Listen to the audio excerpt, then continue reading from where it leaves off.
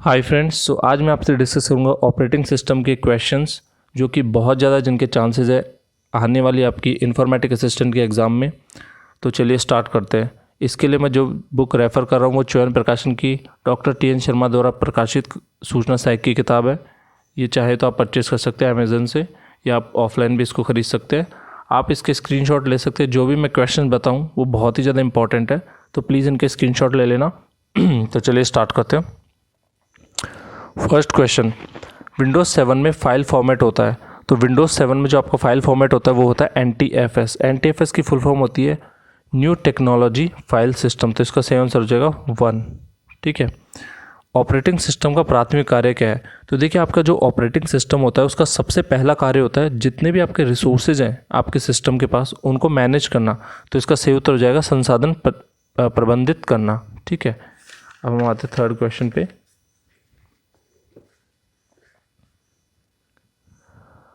Windows XP Windows 7 में hibernate का क्या अर्थ है? तो देखिए, इसमें हाइबरनेट का अर्थ है चल रहे एप्लीकेशंस को बंद किए बिना कंप्यूटर को शट डाउन करना। तो इसमें आपका जो थर्ड क्वेश्चन है इसमें आपका आंसर हो जाएगा 4th, चल रहे एप्लीकेशंस को बंद किए बिना कंप्यूटर को शट डाउन करना। अब हम आते हैं 4th क्वेश्चन पे। कंप्यूटर गतिविधि का सुपरवाइज़र किसे कहा जाता है? तो जो कंप्यूटर गतिविधि आपका सुपरवाइज़र उसको बोलते हैं ऑपरेटिंग सिस्टम को। इसका सेकंड आंसर हो जाएगा। वर्चुअल मेमोरी क्या है? वर्चुअल मेमोरी अत्यंत बड़ी मेन मेमोरी का भ्रम होता है। ठीक है, इसलिए इसको वर्चुअल मेमोरी बोलते हैं। वर्चुअल मेमोरी मतलब वो जिसका कोई हार्डवेयर नहीं होता, एक्चुअली ये एक वर्चुअली क्रिएट की जाती है हमारे सिस्टम में। और अगर आपने इसका एग्जांपल सुना हो तो VMware इसका एग्जांपल होता है जो वर्चुअल मेमोरी क्रिएट करने के काम आता है। अब हम बात करते हैं नेक्स्ट क्वेश्चन की, ऑपरेटिंग सिस्टम किसका प्रबंधन करता है? तो ऑपरेटिंग सिस्टम उपरोक्त सभी यानी memory, processor, input output device सबका प्रबंधन करता है। ऑपरेटिंग सिस्टम अपग्रेड करते समय पहला कदम क्या होना चाहिए? तो सबसे पहला कदम आपका होना चाहिए कि आपको डेटा का बैकअप ले लेना है, क्योंकि जब भी आप अपग्रेड करोगे तो डेटा डिलीट होने का वहाँ पे एक इशू रहता है, इसलिए आपको डेटा का बैकअप रखना होता है। यूनिक्स ऑपरेटिंग सिस्टम क्या है? तो यूनिक्स देखिए मल्टी यूज़र ऑपरेटिंग सिस्टम है, टाइम शेयरिंग भी होता है, मल्टीटास्किंग होता है, मतलब उपरोक्त सभी। तो ठीक है, इसका आंसर आ जाएगा आपका उपरोक्त सभी। निम्नलिखित तो ऑपरेटिंग सिस्टम में से कि किस प्रकार में रेस्पॉन्स टाइम बहुत इंपॉर्टेंट है? तो देखिए, रियल टाइम ऑपरेटिंग सिस्टम होता है। जैसे आपके जो एयरप्लेन्स होते हैं या आपके फाइटर जेट्स होते हैं, सपोज़ उनको कोई मिसाइल फायर करनी है, तो अगर रियल टाइम ऑपरेटिंग सिस्टम यानी रेस्पॉन्स टाइम अगर रियल टाइम नहीं हुआ, अगर रिस्पॉन्स टाइम में थोड़ा सा भी चेंज आ गया तो हो सकता है वो मिसाइल मिसफायर कर जाए, वो किसी और टारगेट को जो है छू जाए। तो इस तरह के जो इश्यूज हो सकते हैं, इसलिए रियल टाइम ऑपरेटिंग सिस्टम में रिस्पॉन्स टाइम का बहुत ही ज़्यादा महत्व होता है। अब हम बात करते हैं फाइल सिस्टम। NTFS का पूरा नाम क्या होता है? तो इसका नाम होता है न्यू टेक्नोलॉजी फाइल सिस्टम। तो इसका थर्ड जो ऑप्शन है वो सही उत्तर होगा। लाइनक्स का आविष्कार किसने किया था? लाइनस टोरवाल्ड ने किया था। ठीक है, इसको बोलते हैं लाइनस, LINUS, लाइनस टोरवाल्ड ने किया था। लाइनक्स ऑपरेटिंग सिस्टम का हर्ट किसे कहते हैं? बताइए, आप सोचिए इसमें। तो लाइनस ऑपरेटिंग सिस्टम है आपका, बहुत अच्छा क्वेश्चन है ये। तो लाइनस ऑपरेटिंग सिस्टम का जो हर्ट होता है वो होता है कर्नल। अब हम आते हैं नेक्स्ट क्वेश्चन पे 13। ओके, हार्डवेयर और सॉफ्टवेयर दोनों के फीचर कौन शेयर करता है? तो ऑपरेटिंग सिस्टम हार्डवेयर सॉफ्टवेयर दोनों के फीचर शेयर करता है। ठीक है, तो ये फर्स्ट ऑप्शन का आंसर हो जाएगा। मल्टी प्रोग्रामिंग सिस्टम क्या होते हैं? मल्टी प्रोग्रामिंग सिस्टम, तो इसमें एकल प्रोग्रामिंग सिस्टम की तुलना में विकसित करना आसान है। क्या ये सही उत्तर है? 14 की बात कर रहा हूँ मैं। एंड इसका सेकंड ऑप्शन है प्रत्येक कार्य को तेज़ी से एग्जीक्यूट करता है। और इसका थर्ड ऑप्शन है समान अवधि में अधिक कार्य करता है। तो देखिए, इसका सबसे सही जो लॉजिकल आंसर है ना वो ये है, समान अवधि में अधिक कार्य करता है। अब हम बात करते हैं 15 क्वेश्चन की। तो क्या बोल रहा है 15वां प्रश्न, कंप्यूटर पर बूट करते समय कंप्यूटर पर चलने वाला पहला प्रोग्राम कौन सा होता है? तो जब भी हम कंप्यूटर को बूट करते हैं तो कंप्यूटर पर चलने वाला पहला प्रोग्राम ऑपरेटिंग सिस्टम होता है। इनमें से कौन सा हार्डवेयर से सीधे संपर्क में रहता है? तो हार्डवेयर से सीधे संपर्क में ऑपरेटिंग सिस्टम रहता है। तो 16वें में थर्ड उत्तर हो जाएगा। कौन सा ऑपरेटिंग सिस्टम मल्टीटास्किंग को सही मायने में लागू नहीं करता? ठीक है। तो मल्टीटास्किंग को सही मायने में लागू नहीं करता है कौन सा ऑपरेटिंग सिस्टम है, तो उसका नाम है MS DOS। इसमें जो है मल्टीटास्किंग नहीं होती, इसमें एक टास्क एक बार में एग्जीक्यूट होता है। वार्म बूटिंग के लिए शॉर्टकट की क्या है, तो वार्म बूटिंग के लिए शॉर्टकट की है आपकी 18 में फर्स्ट ऑप्शन, यानी Ctrl+Alt+Delete, ये वार्म बूटिंग के लिए शॉर्टकट की होती है। अब हम बात करते हैं नेक्स्ट क्वेश्चन 19। सी भाषा में लिखा जाने वाला पहला ऑपरेटिंग सिस्टम कौन सा था, तो सी भाषा में लिखा जाने वाला पहला ऑपरेटिंग सिस्टम यूनिक्स था। कंप्यूटर सिस्टम को रीस्टार्ट करने की प्रोसेस कहलाती है, तो कंप्यूटर सिस्टम को जब हम रीस्टार्ट करते हैं तो उस प्रोसेस को वार्म बूटिंग बोलते हैं। जब कंप्यूटर को पहली बार चालू या रीस्टार्ट किया जाता है तो एक खास प्रकार का निरपेक्ष लोडर, जिसे क्या बोलते हैं, बूट स्ट्रैप लोडर बोलते हैं, वो एग्जीक्यूट होता है। निम्न में से कौन सा एक ऑपरेटिंग सिस्टम है, तो जो इसमें मैक है, ठीक है, मैक ऑपरेटिंग सिस्टम में ये सारे आपके एप्लीकेशन सॉफ्टवेयर्स हैं।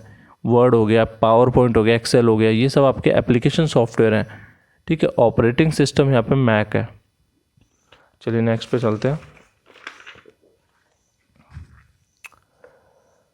निम्न में से सिस्टम सॉफ्टवेयर कौन सा नहीं है, बहुत अच्छा क्वेश्चन है। तो 23rd में पूछ रहे कौन सा सिस्टम सॉफ्टवेयर नहीं है, तो इसमें 23rd में जो आपका उत्तर होगा सही वो होगा माइक्रोसॉफ्ट ऑफिस। सिस्टम सॉफ्टवेयर मतलब वे सॉफ्टवेयर, मतलब सिस्टम सॉफ्टवेयर का दूसरा नाम ऑपरेटिंग सिस्टम भी होता है, ठीक है। सिस्टम सॉफ्टवेयर मतलब जो सिस्टम को चलाते हैं, सिस्टम को मैनेज करते हैं। माइक्रोसॉफ्ट ऑफिस एक एप्लीकेशन सॉफ्टवेयर है, सिस्टम सॉफ्टवेयर नहीं है, ये एक एप्लीकेशन सॉफ्टवेयर है, ठीक है, ये याद रखना। आमतौर पर MS DOS में प्राथमिक हार्ड ड्राइव में ड्राइव अक्षर क्या होता है, जब भी आप विंडोज़ डालते हो तो उसमें C के अंदर डलती है बाय डिफ़ॉल्ट, ठीक है। तो प्राथमिक जो आपका हार्ड ड्राइव अक्षर होता है वो होता है C। निम्न में से कौन सा एक मल्टीटास्किंग ऑपरेटिंग सिस्टम नहीं है, तो इसमें मल्टीटास्किंग ऑपरेटिंग सिस्टम कौन सा नहीं है, तो 25 में आपका आंसर हो जाएगा 4। DOS जो है मल्टीटास्किंग नहीं होता, सिंगल टास्किंग होता है। ये कौन सा एक ऑपरेटिंग सिस्टम नहीं है, ऑपरेटिंग सिस्टम इसमें ओरेकल वाला ऑपरेटिंग सिस्टम नहीं है। DOS, लिनक्स और विंडोज़ ये तीनों तो हैं, ओरेकल नहीं है, तो इसमें चौथा उत्तर आ जाएगा। किस ऑपरेटिंग सिस्टम में स्टार्ट बटन नहीं होता, तो आपने देखा होगा विंडोज़ 8 में स्टार्ट बटन नहीं होता। कौन से ऑपरेटिंग सिस्टम में फाइल का लंबा नाम नहीं रख सकते, तो जो MS DOS है उसमें फाइल का लंबा नाम नहीं रख सकते। ऑपरेटिंग सिस्टम शुरू होने पर कौन सी फाइल स्वचालित रूप से एग्जीक्यूट करने के लिए कमांड रखती है, तो उस फाइल का नाम है आपका 29 में आ जाएगा 3rd, ठीक है। बहुत अच्छा क्वेश्चन है, कई बच्चे इसमें कंफ्यूज जाते हैं। तो ऑटो एग्जीक्यूट डॉट बैट, ये अपने आप जो है एग्जीक्यूट होती है, ठीक है। अब हम आ जाते हैं, तो 29 में आ जाएगा ऑटो एग्जीक्यूट डॉट बैट। अब हम आ जाते हैं 30वें प्रश्न पे, फाइलों को एग्जीक्यूट करने के लिए एक्सटेंशन क्या होना चाहिए, तो इसमें तीनों ही ऑप्शन आपके सही है, तो इसमें 30वें में चौथा उत्तर मतलब 4 वाला आंसर सही हो जाएगा, उपरोक्त सभी। लाइनक्स एक कौन सा ऑपरेटिंग सिस्टम है, लाइनक्स एक ओपन सोर्स ऑपरेटिंग सिस्टम है, ठीक है। मतलब लाइनक्स के लिए आपको पैसे खर्च करने की ज़रूरत नहीं होती। अब आएगा 32 में, MS DOS में आप सिस्टम दिनांक प्रदर्शित करने के लिए किस कमांड का उपयोग करेंगे, तो डेट कमांड का उपयोग करेंगे सिस्टम दिनांक प्रदर्शित करने के लिए। अब हम आते हैं 33rd क्वेश्चन पे, तो 33rd क्वेश्चन क्या बोल रहा है, MS DOS के साथ काम करते समय कौन से कमांड एक खास फाइल को एक डिस्क से दूसरी में ट्रांसफ़र करती है, तो इसमें जो आपका आंसर हो जाएगा वो हो जाएगा कॉपी। यदि आप वर्तमान समय को नहीं जानते तो आप किस कमांड को प्रदर्शित करने के लिए उपयोग करेंगे, तो इसमें जो सही उत्तर हो जाएगा आपको हो जाएगा टाइम, ओके। कंप्यूटर से डिलीट किया गया डेटा कहाँ स्टोर हो जाता है, तो रिसाइकल बिन में स्टोर हो जाता है। CUI का पूरा नाम क्या होता है, तो ये होता है कमांड लाइन यूज़र इंटरफेस, ठीक है, कमांड लाइन यूज़र इंटरफेस, यानी आपका 36 में हो जाएगा 3 ऑप्शन। यदि आपको संपूर्ण डिस्क को डुप्लीकेट करने की आवश्यकता है तो किस कमांड का उपयोग करेंगे, तो डिस्क कॉपी यूज़ करेंगे हम। ये जो है डिस्क कॉपी MS DOS की कमांड होती है, याद रखना। MS DOS की आपको बेसिक कमांड्स याद होनी चाहिए क्योंकि परीक्षा में पूछी जाती है। निम्न में से कौन सा एक्सटेंशन बताता है कि फाइल एक बैकअप प्रतिलिपि है, तो इसमें ये जो डॉट बैक होता है ना, उससे पता चलता है वो बैकअप है। ऑपरेटिंग सिस्टम को किस अन्य नाम से भी जाना जाता है, तो इसको हम जानते हैं सिस्टम सॉफ्टवेयर के नाम से। किसी कंप्यूटर सिस्टम को शुरू करने के लिए सॉफ्टवेयर का होना ज़रूरी है, तो आपका ऑपरेटिंग सिस्टम होना बहुत ज़रूरी है, वरना कंप्यूटर चालू नहीं हो सकता। सिंगल यूज़र ऑपरेटिंग सिस्टम कौन सा होता है? तो जो आपका MS DOS होता है वो सिंगल यूज़र होता है, बाकी यूनिक्स, विंडोज़ और विंडोज़ NT ये सब मल्टी यूज़र होते हैं। GUI का पूरा नाम क्या होता है? तो इसका नाम होता है ग्राफिकल यूज़र इंटरफेस, यानी इसका पहला ऑप्शन सही उत्तर हो जाएगा।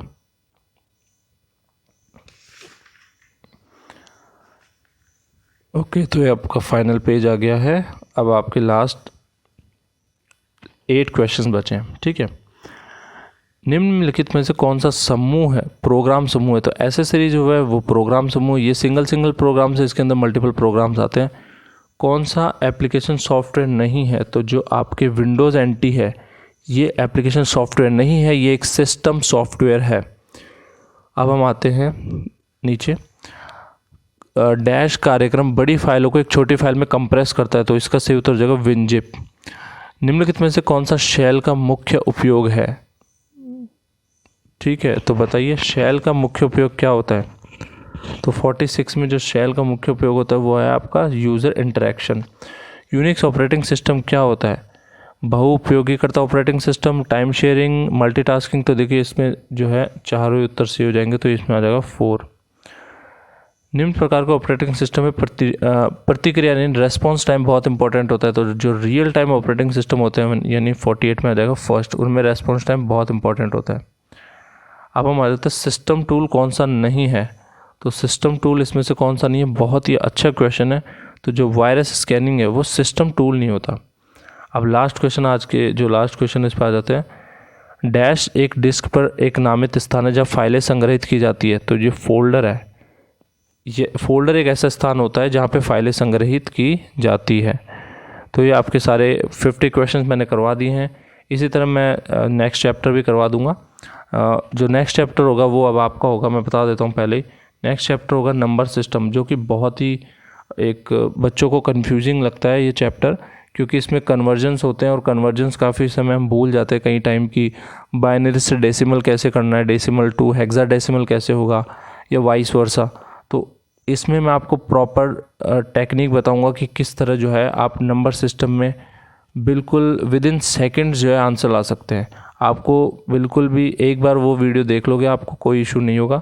तो नेक्स्ट वीडियो मेरा नंबर सिस्टम का होगा।